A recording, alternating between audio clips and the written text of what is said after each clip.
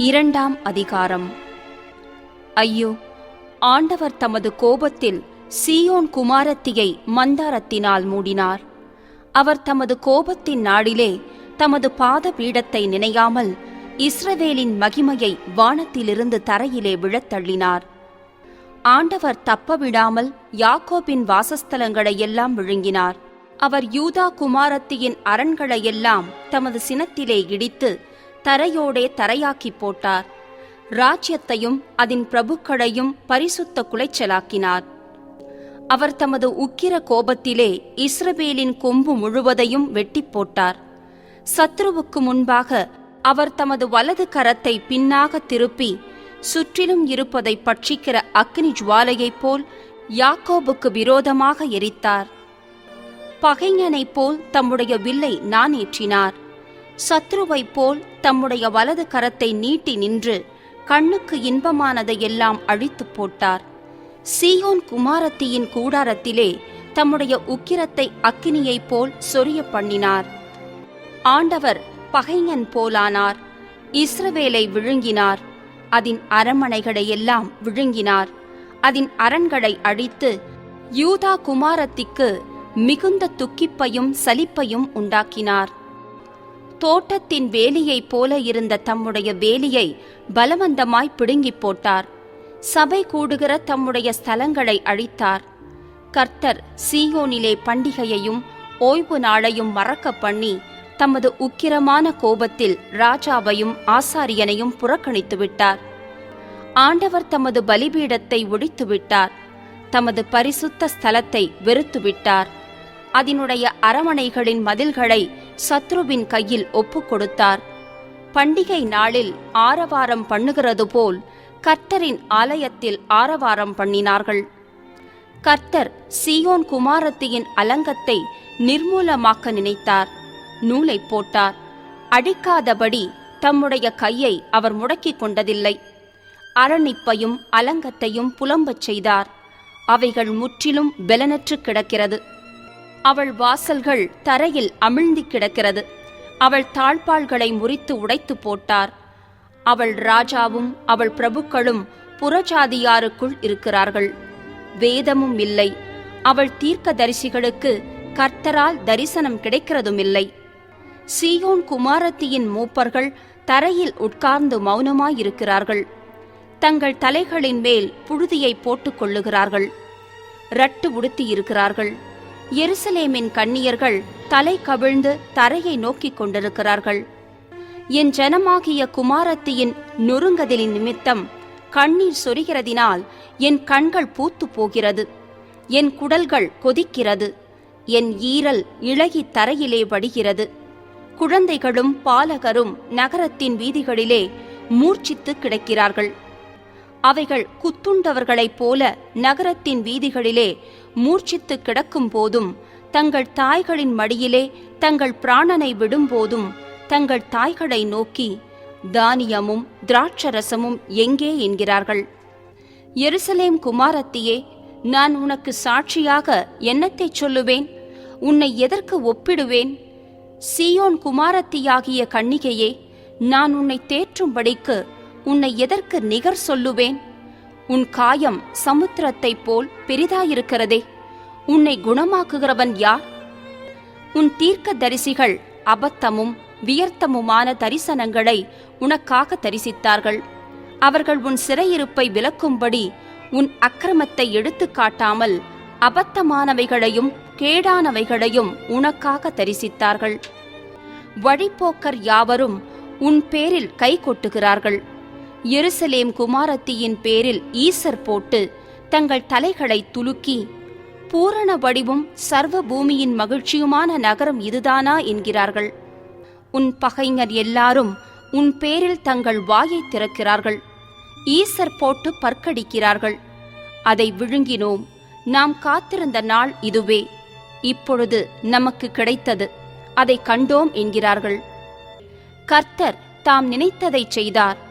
பூர்வ நாட்கள் முதற்கொண்டு தாம் கட்டளையிட்ட தமது வார்த்தையை நிறைவேற்றினார். அவர் தப்பவிடாமல் நிர்மூலமாக்கி உன்மேல் பகைஞன் சந்தோஷிக்கும்படி செய்தார். உன் சத்துருக்களின் கொம்பை உயர்த்தினார். அவர்கள் இருதயம் ஆண்டவரை நோக்கி கூப்பிடுகிறது. சீயோன் குமாரத்தியின் மதிலே, இரவும் பகலும் நதி அவ்வளவு கண்ணீர் விடு. ஓய்ந்திராதே, உன் கண்ணின் கருப்பு எழுந்திரு. ராத்திரியிலே முதற் சாமத்தில் கூப்பிடு. ஆண்டவரின் சமூகத்தில் உன் இருதயத்தை தண்ணீரைப் போல ஊற்றிவிடு. எல்லா தெருக்களின் முனையிலும் பசியினால் மூர்ச்சித்து போகிற உன் குழந்தைகளின் பிராணனுக்காக உன் கைகளை அவரிடத்திற்கு ஏறெடு. கர்த்தாவே, யாருக்கு இந்த பிரகாரமாக செய்தீரென்று நோக்கிப் பாரும். ஸ்திரீகள் கைக்குழந்தைகளாகிய தங்கள் கற்பக்கனியை தின்ன வேண்டுமோ? ஆண்டவருடைய பரிசுத்த ஸ்தலத்தில் ஆசாரியனும் தீர்க்கதரிசியும் கொலை செய்யப்பட வேண்டுமோ? இளைஞனும் முதிர் வயதுள்ளவனும் தெருக்களில் தரையிலே கிடக்கிறார்கள். என் கன்னிகைகளும் என் வாலிபரும் பட்டயத்தால் விழுந்தார்கள். உமது கோபத்தின் நாளிலே வெட்டி அவர்களை தப்ப விடாமல் கொன்று போட்டீர். பண்டிகை நாளில் கும்புகளை வரவழைப்பது போல் சுற்றிலுமிருந்து எனக்கு திகில்களை வரவழைத்தீர். கர்த்தருடைய கோபத்தின் நாளிலே தப்பினவனும் மீதியானவனும் இல்லை. நான் கைகளில் ஏந்தி வளர்த்தவர்களை என் பகைஞன் நாசம் பண்ணினான். 3ஆம் அதிகாரம். ஆண்டவருடைய சினத்தின் மிலாற்றினால் உண்டான சிறுமையை கண்ட புருஷன் நான். அவர் என்னை வெளிச்சத்திலே அல்ல, இருளிலே அழைத்து நடத்தி வந்தார். அவர் தமது கையை எனக்கு விரோதமாகவே நித்தமும் திருப்பினார். என் சதையையும் என் தோலையும் முற்றலாக்கினார். என் எலும்புகளை நொறுக்கினார். அவர் எனக்கு விரோதமாக கொத்தளங்கட்டி கசப்பினாலும் வருத்தத்தினாலும் என்னை வளைந்து கொண்டார். பூர்வ காலத்தில் செத்து கிடக்கிறவர்களைப் போல என்னை இருளான இடங்களில் கிடக்க பண்ணினார். நான் புறப்படக்கூடாதபடி என்னை சூழ வேலி அடைத்தார். என் விலங்கை பாரமாக்கினார். நான் சத்தமிட்டு கூப்பிட்டாலும் என் ஜெபத்துக்கு வழியை அடைத்து போட்டார். வெட்டின கற்களின் சுவரால் என் வழிகளை அடைத்து போட்டார். என் பாதைகளை தாறுமாறாக்கினார். அவர் எனக்கு பதிவிருக்கிற கரடியும் மறைவிடங்களில் தங்குகிற சிங்கமுமாயிருக்கிறார். என் வழிகளை அப்புறப்படுத்தி என்னை துண்டித்து போட்டார். என்னை பாழாக்கிவிட்டார். தமது வில்லை நாணேற்றி என்னை அம்புக்கு இலக்காக வைத்தார். தம்முடைய அம்பரா தூணியின் அம்புகளை என் உள்ளிந்திரியங்களில் படப்பண்ணினார். நான் என் ஜனத்தார் யாவருக்கும் பரியாசமும் நித்தம் அவர்கள் கிண்ணற பாடலுமானேன். கசப்பினால் என்னை நிரப்பி எட்டியினால் என்னை வெறிக்கச் செய்தார். அவர் பருக்கை கற்களால் என் பற்களை நொறுக்கி என்னை சாம்பலில் புரளப் பண்ணினார். என் ஆத்துமாவை சமாதானத்துக்கு தூரமாக்கினார். சுகத்தை மறந்தேன். என் பெலனும் நான் கர்த்தருக்கு காத்திருந்த நம்பிக்கையும் அழிந்து போயிற்று என்றேன். எட்டியும் பிச்சுமாகிய என் சிறுமையையும் என் தவிப்பையும் நினைத்தருளும்.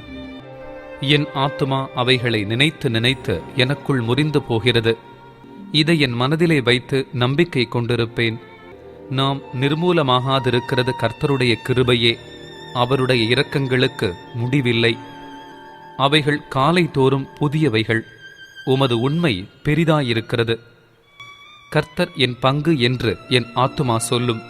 ஆகையால் அவரிடத்தில் நம்பிக்கை கொண்டிருப்பேன். தமக்கு காத்திருக்கிறவர்களுக்கும் தம்மை தேடுகிற ஆத்துமாவுக்கும் கர்த்தர் நல்லவர். கர்த்தருடைய இரட்சிப்புக்கு நம்பிக்கையோடு காத்திருக்கிறது நல்லது. தன் இளம் பிராயத்தில் நுகத்தை சுமக்கிறது மனுஷனுக்கு நல்லது. அவரே அதை தன்மேல் வைத்தாரென்று அவன் தனித்திருந்து மௌனமாயிருக்க கடவன். நம்பிக்கைக்கு இடம் உண்டோ என்று தன் வாயை தூளில் நுழுந்துவானாக. தன்னை அடிக்கிறவனுக்கு தன் கன்னத்தை காட்டி நிந்தையால் நிறைந்திருப்பானாக. ஆண்டவர் என்றென்றைக்கும் கைவிடமாட்டார்.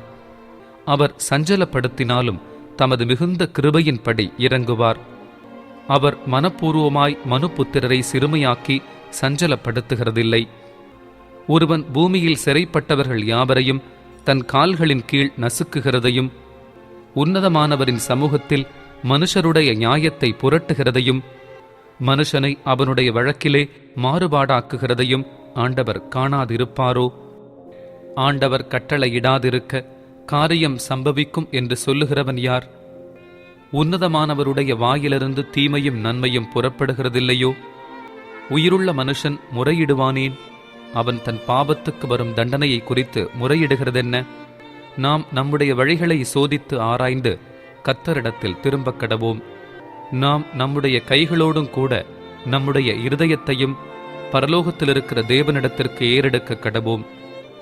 நாங்கள் துரோகம் செய்து கலகம் பண்ணினோம். ஆகையால் தேவரீர் மன்னியாதிருந்தீர். தேவரீர் கோபத்தால் மூடிக்கொண்டு எங்களை தப்பவிடாமல் பின்தொடர்ந்து கொன்றீர். ஜெபம் உட்பிரவேசிக்க கூடாதபடிக்கு உம்மை மேகத்தால் மூடிக்கொண்டீர். ஜனங்களுக்குள்ளே எங்களை குப்பையும் அருவருப்புமாக்கினீர். எங்கள் பகைஞர் எல்லாரும் எங்களுக்கு விரோதமாய் தங்கள் வாயை திறந்தார்கள். திகிலும் படுகுழியும் பாழ்கடிப்பும் சங்காரமும் எங்களுக்கு நேரிட்டது.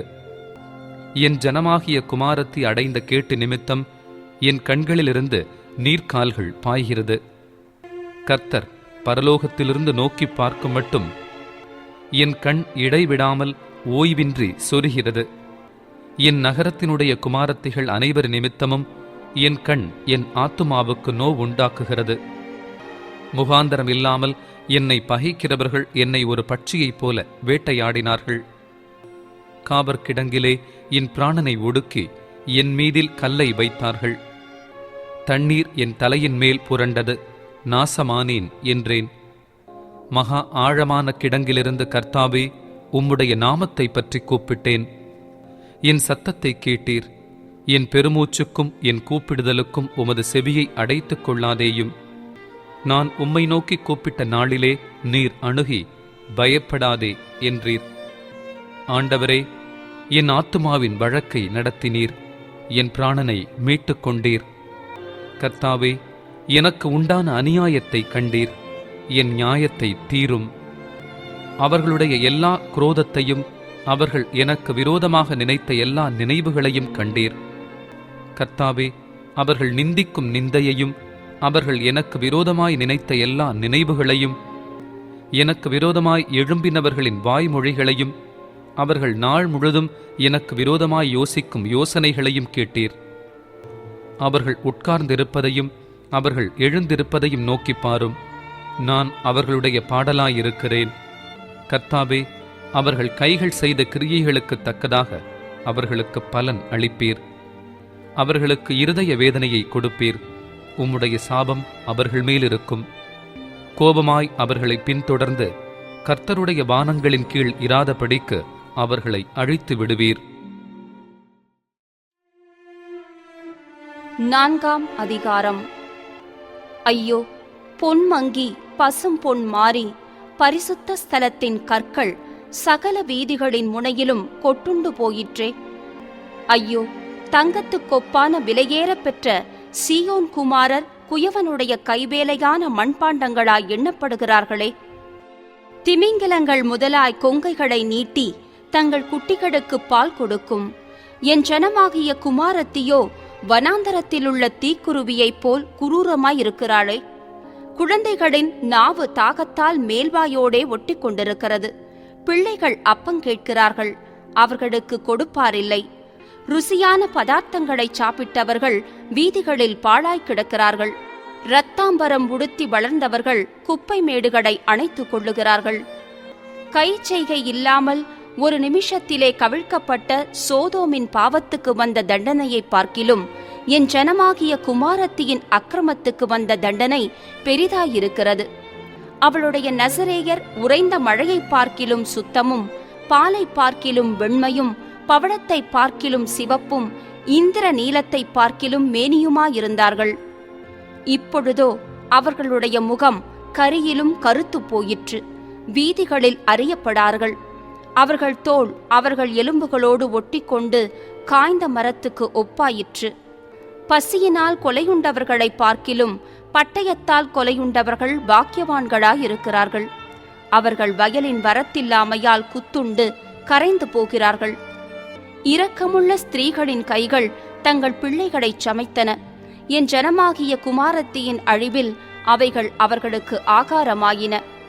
கர்த்தர் தமது கோபத்தை நிறைவேற்றி தமது உக்கிர கோபத்தை ஊற்றி சீயோனில் அக்கினியை கொளுத்தினார். அது அதன் அஸ்திபாரங்களை பட்சித்து போட்டது. சத்துருவும் பகைஞனும் எருசலேமின் வாசல்களுக்குள் பிரவேசிப்பான் என்கிறதை பூமியின் ராஜாக்களும் பூச்சக்கரத்தின் சகல குடிகளும் நம்ப மாட்டாதிருந்தார்கள். அதன் நடுவில் நீதிமான்களின் இரத்தத்தை சிந்தின அதன் தீர்க்க தரிசிகளின் பாவங்களினாலும் அதன் ஆசாரியர்களின் அக்கிரமங்களினாலும் இப்படி வந்தது. குருடர் போல வீதிகளில் அலைந்து ஒருவரும் அவர்கள் வஸ்திரங்களை தொடக்கூடாதபடி இரத்தத்தால் கரைப்பட்டிருந்தார்கள். விலகுங்கள், தீட்டுப்பட்டவர்களே, தொடாமல் விலகுங்கள், விலகுங்கள் என்று அவர்களை நோக்கி கூப்பிட்டார்கள். மெய்யாய் பறந்தோடி அலைந்து போனார்கள், இனி தங்கி தரிக்க மாட்டார்கள் என்று புறஜாதிகளுக்குள்ளே சொல்லப்பட்டது. கர்த்தருடைய கோபம் அவர்களை சிதறடித்தது. அவர்களை இனி அவர் நோக்கார். ஆசாரியருடைய முகத்தை பாராமலும் முதியோரை மதியாமலும் போனார்கள். இன்னும் எங்களுக்கு சகாயம் வருமென்று நாங்கள் வீணா எதிர்பார்த்திருந்ததினாலே எங்கள் கண்கள் பூத்து போயின. ரட்சிக்க மாட்டாத ஜாதிக்கு எதிர்பார்த்து கொண்டிருந்தோம். நாங்கள் எங்கள் வீதிகளில் நடவாதபடிக்கு எங்கள் அடிச்சுவடுகளை வேட்டையாடினார்கள். எங்கள் முடிவு சமீபித்தது. எங்கள் நாட்கள் நிறைவேறிப் போயின. எங்கள் முடிவு வந்துவிட்டது. எங்களை பின்தொடர்ந்தவர்கள் ஆகாயத்து கழுகுகளை பார்க்கிலும் வேகமாயிருந்தார்கள். பர்வதங்கள் மேல் எங்களை பின்தொடர்ந்தார்கள். வனாந்தரத்தில் எங்களுக்கு பதிவிருந்தார்கள். கர்த்தரால் அபிஷேகம் பண்ணப்பட்டவனும் எங்கள் நாசியின் சுவாசமாயிருந்தவனும் அவர்களுடைய படுகுழியில் அகப்பட்டான். அவனுடைய நிழலிலே ஜாதிகளுக்குள்ளே பிழைத்திருப்போம் என்று அவனை குறித்து சொல்லியிருந்தோமே. ஊட்ஸ் தேசவாசியாகிய ஏதோம் குமாரத்தியே, சந்தோஷித்து கடிகூறு. பாத்திரம் உன்னிடத்திற்கும் தாண்டி வரும். அப்பொழுது நீ வெறித்து மானபங்கமாய் கிடப்பாய். சீயோன் குமாரத்தியே, உன் அக்கிரமத்துக்கு வரும் தண்டனை தீர்ந்தது. அவர் இனி உன்னை அப்புறம் சிறைப்பட்டு போக விடார். ஏதோம் குமாரத்தியே, உன் அக்கிரமத்தை அவர் விசாரிப்பார். உன் பாவங்களை வெளிப்படுத்துவார். 5ஆம் அதிகாரம் 1. கர்த்தாவே, எங்களுக்கு நேரிட்டதை நினைத்தருளும். எங்கள் நிந்தையை நோக்கிப் பாரும். எங்கள் சுதந்தரம் அந்நியர் வசமாகவும் எங்கள் வீடுகள் புறதேசத்தார் வசமாகவும் தாண்டிப் போயின. திக்கற்றவர்களானோம், தகப்பன் இல்லை. எங்கள் தாய்கள் விதவைகளைப் போல இருக்கிறார்கள். எங்கள் தண்ணீரை பணத்துக்கு வாங்கி குடிக்கிறோம்.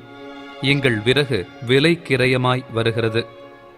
பாரம் சுமந்து எங்கள் கழுத்து நோகிறது. நாங்கள் உழைக்கிறோம், எங்களுக்கு இளைப்பாறுதல் இல்லை.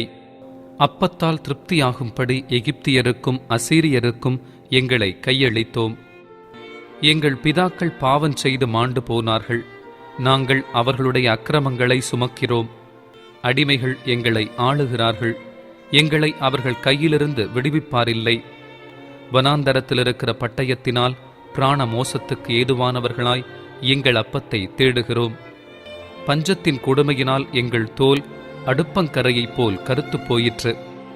சீயோனில் இருந்த ஸ்திரீகளையும் யூதா பட்டணங்களில் இருந்த கன்னிகைகளையும் அவமானப்படுத்தினார்கள். பிரபுக்களுடைய கைகளை அவர்கள் கட்டி அவர்களை ஏறத் தூக்கினார்கள். முதியோரின் முகங்கள் மதிக்கப்படவில்லை. வாலிபரை இயந்திரம் அரைக்க கொண்டு போகிறார்கள். இளைஞர் விறகு சுமந்து இடறி விழுகிறார்கள். முதியோர்கள் வாசல்களில் உட்காருகிறதும் வாலிபர் கிண்ணறங்களை வாசிக்கிறதும் நின்று போயிற்று. எங்கள் இருதயத்தின் களி கூறுதல் ஒழிந்து போயிற்று. எங்கள் சந்தோஷம் துக்கமாய் மாறிற்று. எங்கள் தலையிலிருந்து கிரீடம் விழுந்தது. ஐயோ, நாங்கள் பாவம் செய்தோமே! அதனால் எங்கள் இருதயம் பலட்சயமாயிற்று. அதனால் எங்கள் கண்கள் இருண்டு போயின. பாழாய் கிடக்கிற சீயோன் மலையின் மேல் நரிகள் ஓடித் திரிகிறது. கர்த்தாவே, நீர் என்றென்றைக்கும் இருக்கிறீர். உம்முடைய சிங்காசனம் தலைமுறை தலைமுறையாக நிலை நிற்கும். தேவரீர் என்றைக்கும் எங்களை மறந்து நெடுங்காலமாக எங்களை கைவிட்டிருப்பதென்ன? கர்த்தாவே, எங்களை உம்மிடத்தில் திருப்பிக் கொள்ளும். அப்பொழுது திரும்புவோம். பூர்வ காலத்தில் இருந்தது போல எங்கள் நாட்களை புதியவைகளாக்கும். எங்களை முற்றிலும் வெறுத்து விடுவீரோ? எங்கள் பேரில் கடும் கோபமாயிருக்கிறீரே. எசேக்கியேல் தீர்க்கதரிசியின் புஸ்தகம் 1ஆம் அதிகாரம். 30ஆம் வருஷம் 4ஆம் மாசம் 5ஆம் தேதியிலே நான் கேப்பா நதியண்டையிலே சிறைப்பட்டவர்கள் நடுவில் இருக்கும்போது சம்பவித்தது என்னவென்றால், வானங்கள் திறக்கப்பட நான் தேவ தரிசனங்களைக் கண்டேன். அது யோயாக்கீன் ராஜாவுடைய சிறையிருப்பின் 5ஆம் வருஷமாயிருந்தது. அந்த 5ஆம் தேதியிலே கல்தேயர் தேசத்திலுள்ள கேபா நதியண்டையிலே பூசி என்னும் ஆசாரியனுடைய குமாரனாகிய எசேக்கியேலுக்கு கர்த்தருடைய வார்த்தை உண்டாகி, அங்கே கர்த்தருடைய கரம் அவன் மேல் அமர்ந்தது. இதோ, வடக்கே இருந்து புசல் காற்றும் பெரிய மேகமும் அத்தோடே கலந்த அக்கினியும் வர கண்டேன். அதைச் சுற்றிலும் பிரகாசமும் அதன் நடுவில் அக்கினிக்குள்ளிருந்து விளங்கிய சொகுசாவின் நிறமும் உண்டாயிருந்தது. அதன் நடுவிலிருந்து 4 ஜீவன்கள் தோன்றின. அவைகளின் சாயல் மனுஷ சாயலாயிருந்தது. அவைகளில் ஒவ்வொன்றுக்கும் 4 முகங்களும் ஒவ்வொன்றுக்கும் 4 செட்டைகளும் இருந்தன. அவைகளுடைய கால்கள் நிமிர்ந்த கால்களாயிருந்தன. அவைகளுடைய உள்ளங்கால்கள் கன்றுக்குட்டியின் உள்ளங்கால்களுக்கு ஒப்பாயிருந்தன. அவைகள் துலக்கப்பட்ட வெண்கலத்தின் வருணமாய் மின்னிக் கொண்டிருந்தன. அவைகளுடைய செட்டைகளின் கீழ் அவைகளின் 4 பக்கங்களிலும் மனுஷ கைகள் இருந்தன. அந்த 4க்கும் அதின் முகங்களும் அதின் செட்டைகளும் உண்டாயிருந்தன. அவைகள் ஒவ்வொன்றின் செட்டைகளும் மற்றதின் செட்டைகளோடே சேர்ந்திருந்தன. அவைகள் செல்லுகையில் திரும்பாமல் ஒவ்வொன்றும் தன் திசைக்கு நேர்முகமாய்ச் சென்றன. அவைகளுடைய முகங்களின் சாயலாவது, வலது பக்கத்தில் 4 மனுஷ முகமும் சிங்க முகமும், இடது பக்கத்தில் 4 எருது முகமும் கழுகு முகமுமாயிருந்தன. அவைகளுடைய முகங்கள் இப்படி இருக்க, அவைகளுடைய செட்டைகள் மேலே பிரிந்திருந்தன. ஒவ்வொன்றுக்கும் உள்ள 2 செட்டைகள் ஒன்றோடொன்று சேர்ந்திருந்தன. மற்ற 2 செட்டைகள் அவைகளுடைய உடல்களை மூடின. அவைகள் ஒவ்வொன்றும் தன் திசைக்கு நேர்முகமாய்ச் சென்றது. ஆவி போக வேண்டுமென்றிருந்த எவ்விடத்துக்கும் அவைகள் போயின. போகையில் அவைகள் திரும்பி பார்க்கவில்லை. ஜீவன்களுடைய சாயல் எப்படி இருந்ததென்றால், அவைகள் எரிகிற அக்கினி தழலின் தோற்றமும் தீவர்த்திகளின் தோற்றமுமாயிருந்தது. அந்த அக்கினி ஜீவன்களுக்குள்ளே உலாவி பிரகாசமாயிருந்தது. அக்கினியிலிருந்து மின்னல் புறப்பட்டது. அந்த ஜீவன்கள் மின்னலின் தோற்றம் போல ஓடித் திரிந்தன. நான் அந்த ஜீவன்களை பார்த்து கொண்டிருக்கையில், பூமியில் ஜீவன்கள் அண்டையிலே 4 முகங்களையுடைய ஒரு சக்கரத்தை கண்டேன். சக்கரங்களின் ரூபமும் அவைகளின் வேலையும் படிகப்பச்சை வருணமாயிருந்தது. அவைகள் 4க்கும் ஒரேவித சாயல் இருந்தது. அவைகளின் ரூபமும் அவைகளின் வேலையும் சக்கரத்துக்குள் சக்கரம் இருக்குமா போல் இருந்தது. அவைகள் ஓடுகையில் தங்கள் 4 பக்கங்களிலும் ஓடும். ஓடுகையில் அவைகள் திரும்புகிறதில்லை. அவைகளின் வட்டங்கள் பயங்கரப்படத்தக்க உயரமாயிருந்தன. அந்த 4 வட்டங்களும் சுற்றிலும் கண்களால் நிறைந்திருந்தன. அந்த ஜீவன்கள் செல்லும்போது அந்த சக்கரங்கள் அவைகள் அருகே ஓடின. அந்த ஜீவன்கள் பூமியிலிருந்து எழும்பும்போது சக்கரங்களும் எழும்பின. ஆவி போக வேண்டுமென்றிருந்த எவ்விடத்துக்கும் அவைகள் போயின. அவ்விடத்துக்கு அவைகளின் ஆவியும் போக வேண்டுமென்றிருந்தது. சக்கரங்களும் அவைகளின் அருகே எழும்பின. ஜீவனுடைய ஆவி சக்கரங்களிலிருந்தது. அவைகள் செல்லும்போது இவைகளும் சென்றன. அவைகள் நிற்கும்போது இவைகளும் நின்றன. அவைகள் பூமியிலிருந்து எழும்பும்போது சக்கரங்களும் அவைகள் அருகே எழும்பின. ஜீவனுடைய ஆவி சக்கரங்களிலிருந்தது. ஜீவனுடைய தலைகளின் மேல் பிரமிக்கத்தக்க வச்சிர பிரகாசமான ஒரு மண்டலம் இருந்தது. அது அவைகளுடைய தலைகளின் மேல் உயர விரிந்திருந்தது. மண்டலத்தின் கீழ் அவைகளுடைய செட்டைகள் ஒன்றுக்கொன்று எதிர்நேராய் விரிந்திருந்தன. தங்கள் உடல்களை மூடிக்கொள்ளுகிற 2 செட்டைகள் இரு பக்கத்திலும் இருக்கிற ஒவ்வொன்றுக்கும் இருந்தன. அவைகள் செல்லும்போது அவைகளுடைய செட்டைகளின் இரைச்சலை கேட்டேன். அது பெருவெள்ளத்தின் இரைச்சல் போலவும் சர்வ வல்லவருடைய சத்தம் போலவும் ஒரு இராணுவத்தின் இரைச்சலுக்கு ஒத்த ஆரவாரத்தின் சத்தம் போலவும் இருந்தது. அவைகள் நிற்கும் போது தங்கள் செட்டைகளை தளரவிட்டிருந்தன. அவைகள் நின்று தங்கள் செட்டைகளை தளரவிட்டிருக்கையில் அவைகளுடைய தலைகளுக்கு மேலான மண்டலத்தின் மேலிருந்து ஒரு சத்தம் பிறந்தது. அவைகளின் தலைகளுக்கு மேலுள்ள மண்டலத்தின் மீதில் நீல ரத்தினம் போல விளங்கும் ஒரு சிங்காசனத்தின் சாயலும் அந்த சிங்காசனத்தின் சாயலின் மேல் மனுஷ சாயலுக்கு ஒத்த ஒரு சாயலும் இருந்தது. அவருடைய இடுப்பாக காணப்பட்டது முதல் மேலெல்லாம் உட்புறம் சுற்றிலும் அக்கினிமயமான சொகுசாவின் நிறமாயிருக்க கண்டேன். அவருடைய இடுப்பாக காணப்பட்டது முதல் கீழெல்லாம் அக்கினிமயமாகவும் அதைச் சுற்றிலும் பிரகாசமாகவும் இருக்க கண்டேன். மழை பெய்யும் நாளில் மேகத்தில் வானவில் எப்படி காணப்படுகிறதோ அப்படியே சுற்றிலும் உள்ள அந்த பிரகாசம் காணப்பட்டது. இதுவே கர்த்தருடைய மகிமையின் சாயலுக்குரிய தரிசனமாயிருந்தது. அதை நான் கண்டபோது முகங்குப்புற விழுந்தேன். அப்பொழுது பேசுகிற ஒருவருடைய சத்தத்தை கேட்டேன்.